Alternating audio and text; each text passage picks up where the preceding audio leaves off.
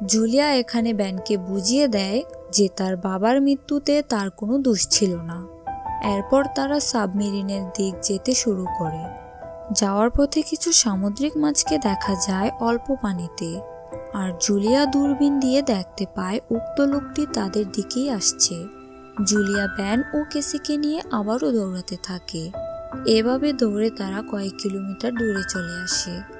এদিকে ব্যান পানি খেতে চাইলে জুলিয়া দেখে পানির বোতলে অল্প পানি রয়েছে। এই বিষয়ে জুলিয়া কেসিকে প্রশ্ন করলে কেসি তার মার কাছে উত্তর দেয় সে বোতলের মুখটি বন্ধ করতে ভুলে গিয়েছে। এই জন্য জুলিয়া কেসিকে বকতে থাকে। এরপর তারা আবার তাদের গন্তব্যের দিকে যেতে থাকে।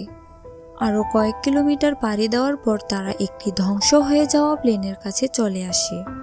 জুলিয়া প্লেনের ভিতরে গিয়ে সিদ্ধান্ত নেয় আজ রাতটা তারা এখানেই থাকবে। জুলিয়া তাদের পারিবারিক ফটোতে আগুন জ্বালিয়ে দিচ্ছে, কারণ তাকেও হয়তো মরতে হবে, কারণ সাবমেরিনের ভেতরে 3 জনের বেশি লোক জায়গা হবে না। এখানে জুলিয়া তার ছেলে মেয়ের সাথে ইমোশনাল হয়ে যায়। মধ্যরাতের দৃশ্য দেখা যায়।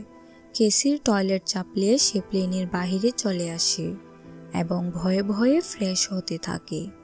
ঠিক তখনই তার পিছে দেখা যায় সে লোকটিকে।